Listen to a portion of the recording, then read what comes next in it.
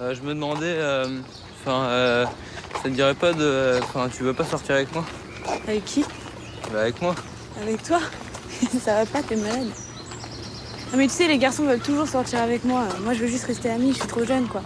Enfin, encore quand j'aurai l'âge de ma sœur, peut-être, mais là, franchement, ça sert à quoi? Mais c'est une super expérience. Non, non, non, non, non, non.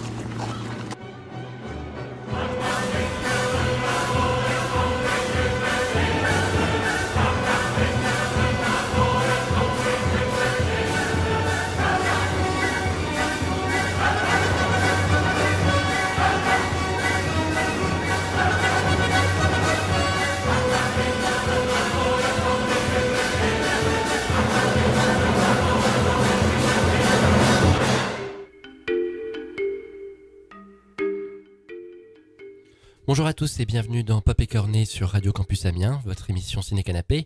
Sarah, bonjour. Olivier, bonjour. Aujourd'hui, une émission avec plein d'effets sonores de malades, de la toux, des reniflements, voilà, tout ça.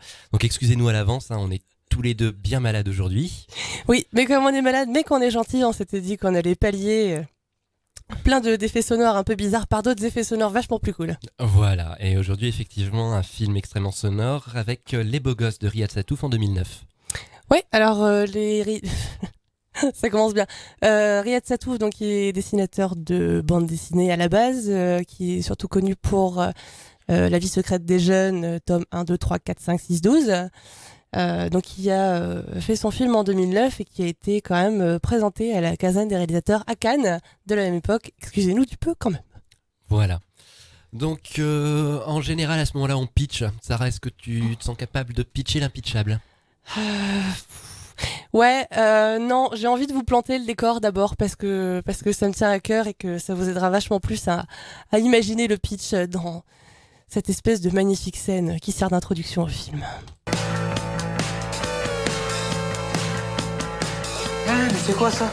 T'as une meuf toi? Mais depuis quand? Ouais, laisse tomber, tu peux pas comprendre. T'as fait des trucs avec elle? Putain, mais il est plus moche que nous, lui, non? Mais tu rigoles, sa tête de cul de l'univers, ce mec. Putain, vas-y, je vais me suicider. Voilà, pour le décor et pour le pitch, ça va être très très simple. On va suivre les aventures de Hervé. Hervé et son pote Kamel principalement, mais surtout Hervé. Surtout Hervé et de divers élèves de sa classe. On a des Aurore, on a des Loïc, on a des Marguerite, des Laura. Des... Oui. Bon, voilà, tout un panel d'élèves que j'allais dire qu'on peut trouver dans n'importe quel collège en France, mais j'ai plutôt envie de dire qu'on aimerait trouver dans n'importe quel collège en France. À mon avis, on n'est pas loin de la réalité. C'est en l'occurrence là, il a pris un collège de Rennes, je sais plus le nom du collège, mais ça représente le collège de province, de façon assez intemporelle d'ailleurs. Il n'y a pas tellement de mode dans les fringues. Oui, c'est rien de le dire. Donc on pourrait être n'importe où, n'importe quand un peu. Il y a un peu cet esprit-là dans le film. Oui, bon après l'histoire aussi fait que ça pourrait se passer n'importe quand. Hein. C'est l'histoire d'Hervé qui aimerait bien avoir une copine et puis il sait pas comment faire et puis il est pas doué et puis son pote Kamel croit qu'il l'est plus et puis en fait non. Et puis il s'avère que pendant 1h30 ça va quand même tourner autour de tout ça. Voilà, trouver une copine, sa sexualité, des trucs comme ça. Hervé n'est pas aidé par une mère, seul personnage adulte important du film. Oui, et qui est joué par Noémie Lovski, quand même, au passage. Qui est fantastique dans le film. Qui a sorti de trouver le meilleur rôle de sa carrière, hein. J'insiste. Oui. Et on va faire un petit tour des acteurs quand même, parce que on va pas se le cacher, l'histoire elle est quand même pas extraordinaire, c'est pas du Proust et c'est pas un concours, c'est surtout l'occasion de ramener une galerie de personnages assez extraordinaires et qui pour la plupart sont des acteurs assez extraordinaires. Avec certains connus dans le tas, donc... même certains devenus connus, c'est le cas par exemple de celui qui joue Hervé. Ah, Vincent Lacoste, ouais. Voilà, qui s'est fait, à partir de ce film, une petite réputation. Suite à ce film, il a joué dans le très très populaire Astérix chez les Bretons. Oui, tu viens du populaire. Oui. On dit pas plus. Peut-être pas le dire, quoi. Je préfère parler du Skylab. Oui, qui est moins connu. Je voulais dire par là que Vincent Lacoste est pas loin, enfin une star, c'est un peu excessif, mais... Alors, il fait son bonhomme de chemin... à tel point qu'on va le retrouver là au cinéma à la fin du mois. C'est quoi, c'est le deuxième film de Riyad Satouf? C'est la raison pour laquelle d'ailleurs on fait les beaux gosses, effectivement, c'est que ce mois-ci, Riyad Satouf sort son deuxième film, Jackie au royaume des filles. Voilà, dans lequel on place beaucoup d'espoir. Oui, il a l'air complètement fou, comme tu dis Oui. souvent, mais là pour le coup vraiment, le terme fou est bien trouvé. Oui. Et qui est encore une fois joué dans le premier rôle par Vincent Lacoste. Voilà. Après, les autres acteurs, chez les adultes, on va citer rapidement, comment elle s'appelle, Emmanuelle DeVos. Dans un petit rôle, mais très agréable. Ouais. Ouais, quand même. Disons que son personnage est plein de puissance et d'importance jusqu'à ce qu'on la croise dans un autre contexte. Et puis, qui est plutôt habituée à nous faire des grands films sérieux, avec des beaux textes, avec du fond, avec du sens. Et qui là, elle s'éclate. Enfin, ça se voit que elle est bien contente d'être là. Voilà, en directrice cougar. Hein. Oui, un petit peu. Et on a Irène Jacob qui joue la mère d'Aurore, Aurore étant la fille avec qui Hervé va avoir une histoire. Voilà. Donc pour les adultes, globalement, c'est tout. Après, on peut citer Anthony Sonigo qui joue Kamel. Voilà. Qui fait sa petite carrière aussi dans son coin. Beaucoup moins connu que son compère Vincent Lacoste, mais depuis on a pu le voir dans Radio Stars, Infidèle ou Camille Redouble de Noémie Lovski. Donc effectivement, il n'a pas disparu des écrans radars. Si, puis il fait un peu de shortcom aussi. Oui, donc... Surprenant des fois. Ah bon? Il faudra que je jette un œil là-dessus. C'est ça, je ne mentionne rien, je ne cite rien, je vous laisse la surprise de le découvrir de temps en temps. Et donc, mais lui, il reste dans le paysage, contrairement à Alice Trémolière, donc, qui joue le troisième jeune important, qui est Aurore, et qui, elle, par contre, n'a, pour l'instant, vraisemblablement, fait que ce film. Oui, bah, elle est pas non plus. Bon. Elle fait ce qu'on lui demande. Oui, elle fait ce le qu'on fait lui très demande. bien. Ça, c'est mon argument d'habitude. Hein. Oui, mais là. Je critique quand je dis ça, mais. Oui, Dis- elle fait ce qu'on lui demande. Disons que le premier truc que j'ai envie de dire sur les beaux gosses, c'est déjà que c'est très au. Le système de narration, on voit vraiment toute cette histoire à travers les yeux des deux garçons et d'Hervé en particulier. Ce qui fait que les filles, toutes les filles, particulièrement celles de leur âge, restent très mystérieuses, très incompréhensibles. Oui, c'est vrai. Pendant tout le film. Elles n'ont, pour ainsi dire, en fait, pas de psychologie, ce qui est d'habitude un défaut. Mais là, pour le coup, non. C'est juste qu'elles n'ont pas de psychologie parce qu'on ne les comprend pas, parce qu'on ne sait pas si elles sont gentilles, si elles sont méchantes, on ne sait pas si elles sont intelligentes, si elles sont bêtes. On n'arrive juste pas du tout à les comprendre. Elles sont complètement imprévisibles. Mais comme toutes les filles de 14 ans, pour tous les garçons de 14 ans. Oui, mais en même temps, Riyad Satouf n'a pas manqué de les montrer un peu plus mûrs, un peu plus matures, avec plus de recul que les garçons qui sont généralement complètement dans leur délire. Donc, Oui, je veux pas me répéter, mais oui. Oui, non, mais voilà. Pour dire, par rapport à ce que je disais, qu'on voit à travers les yeux des garçons, mais Riyad Satouf a mis effectivement, ici et là, des bons points de réalité, mais... Mais enfin, les beaux gosses, ça reste quand même lentille entre les murs, hein, pour situer un petit peu l'idée pour les gens qui ont vu le... C'était... je ne sais même plus. Laurent Canté. Laurent Canté qui avait fait le film, voilà, qui partait du point de vue du prof sur sa classe. Là, effectivement, on est vraiment de l'autre côté. C'est les élèves d'abord, et du coup, les adultes, on en a beaucoup parlé. On s'est rendu compte qu'en fait, les adultes n'existent pas. Non. Aucun adulte ne ressemble à ça en vrai. Non, ils sont... Alors, il y a le personnage de la mère d'Hervé, qui est joué par Noémie Lovski, qui est un peu particulier. Est-ce qu'on a un extrait d'ailleurs avec elle éventuellement pour mieux dessiner le personnage? Un extrait de Noémie Lovski, on en a qu'un, mais disons qu'on a une jolie scène très représentative de la relation qu'elle a avec son fils. Tu me fais chier. J'en ai marre là, ok? Putain, tu m'emmerdes, ok? Putain, moi, si ça continue, j'appelle Enfance Maltraitée. Eh ben appelle-les! Appelle! Tu vas te retrouver dans un foyer, tu seras bien content! Tu m'emmerdes. Oui, je serais bien content, parce que toi, tous les jours, tu me casses les couilles avec ta branlette. Tu m'emmerdes. Putain, on peut même plus se branler tranquille dans cette maison. Voilà, donc recontextualisons bien effectivement ce personnage de mère. Pardon. Mais vas-y, n'hésite pas, c'est un peu le but. Hein. Le film est drôle. On a dit qu'on faisait plus de comédie parce que tu te retrouvais tout seul à faire l'émission, mais voilà. Non, on tout va a bien. insisté, je suis navrée. Pardon. Et effectivement, il faut comprendre qu'à chaque scène où Noémie Lovski apparaît en face de son fils, elle apparaît le sourire aux lèvres et lui demande s'il était en train de se masturber. Non, en même temps, je vais dire un truc affreux, mais quel gamin de 14 ans a pas subi un truc, alors pas forcément tel quel, mais du genre, quoi. Personnellement, ma maman, je ne tiens pas à te raconter sur moi, mais n'arrivait pas tête en fleurs, toute contente de savoir si voilà, non. Jamais, aucune allusion, rien, jamais. Éventuellement, mais avec, je ne sais plus, mais j'admets que ce soit fréquent, mais avec le taux de gêne nécessaire et pas toute contente de demander ça. C'est ça qui appartient. Ça, c'est une question de forme, hein, t'es peut-être voilà, mais mignon. il y a une candeur chez Noé Milovski dans sa façon de se mettre dans la vie privée de son fils qui est assez hallucinant. Ah bah c'est l'incarnation de la mère célibataire qui a été abandonnée par le père qui traîne le week-end chez elle en jogging et qui fume des clopes en regardant le portrait de son fils quand il avait 4 ans en se disant mon Dieu qu'est-ce que t'étais joli mon petit. Elle est extrêmement bien dessinée, elle est parfaite, elle est à mourir de rire, elle est géniale. Mais voilà, tous les à part elle donc qui est privilégiée, tous les adultes dans ce film sont vus à travers le prisme des jeunes. Le CPE n'a pas grand-chose d'intéressant, mis à part le fait qu'il sorte avec la directrice, c'est autre chose, et qu'il est noir. Or, comme Hervé est fan de rap et de 50 Cent en particulier, il se permet d'être un peu passablement trop cool avec lui, on va dire, à coup de check et de t'as vu négro, et voilà. C'est un peu particulier. La prof d'anglais qui symbolise un petit peu ces profs qui font un petit peu fantasmer les élèves. Je ne sais pas comment dire. Débardeur, wonderbra, piercing. Elle est anglaise, elle est rousse, elle est bonne. Ouais, merci, ça passe et mieux en quand plus, c'est une elle fille est qui dit cool. ça.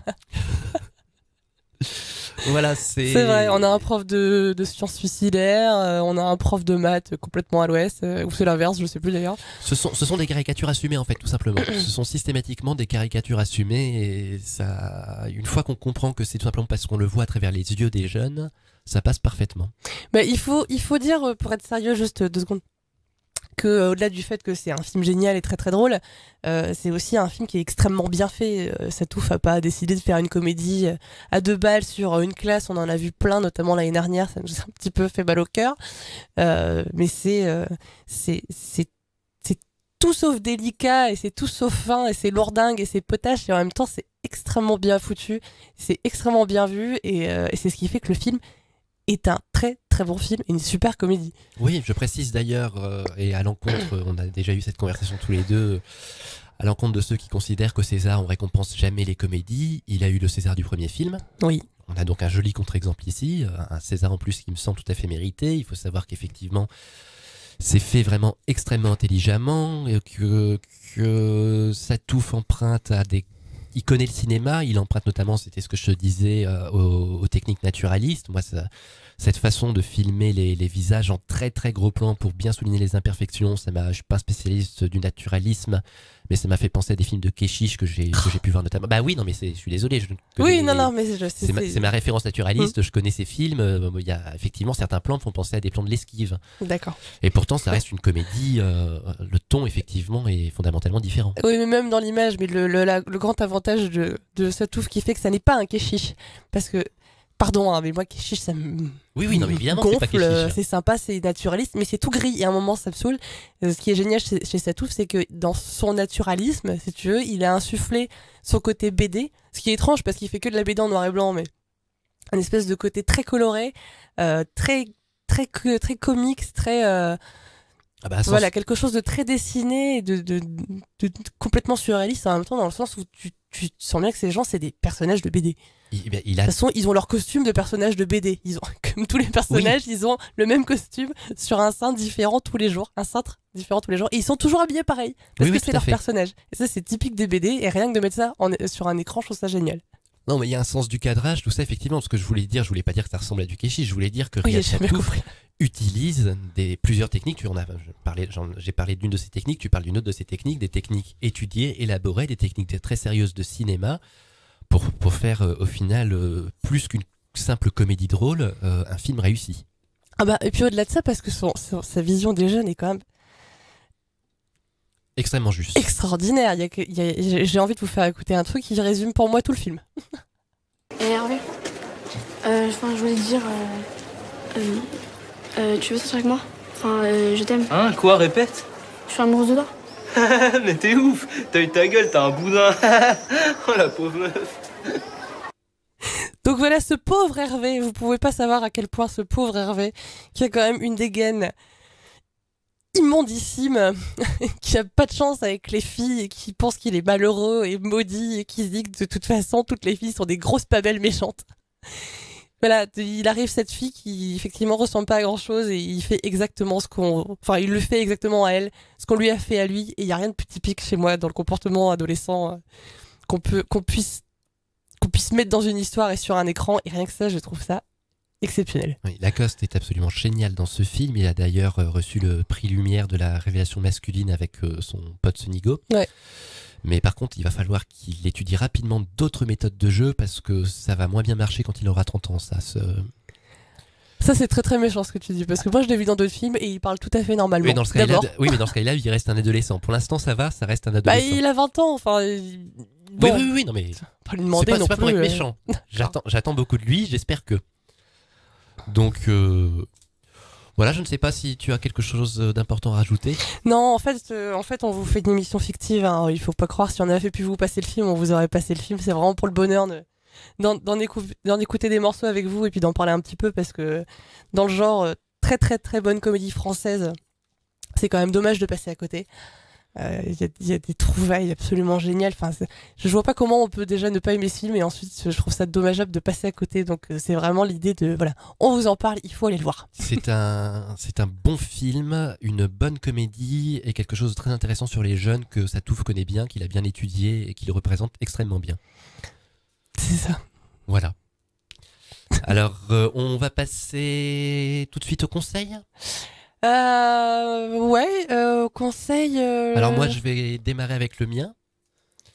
Je vais conseiller, tant qu'à faire, on parlait de Noémie Lovski et des jeunes. Noémie Lovski a réalisé par la suite Camille Redouble, pour lequel elle reprend d'ailleurs Sonigo. Elle fait jouer un petit rôle à Riyad Satouf. C'est une sorte de remake de Peggy Sue s'est mariée.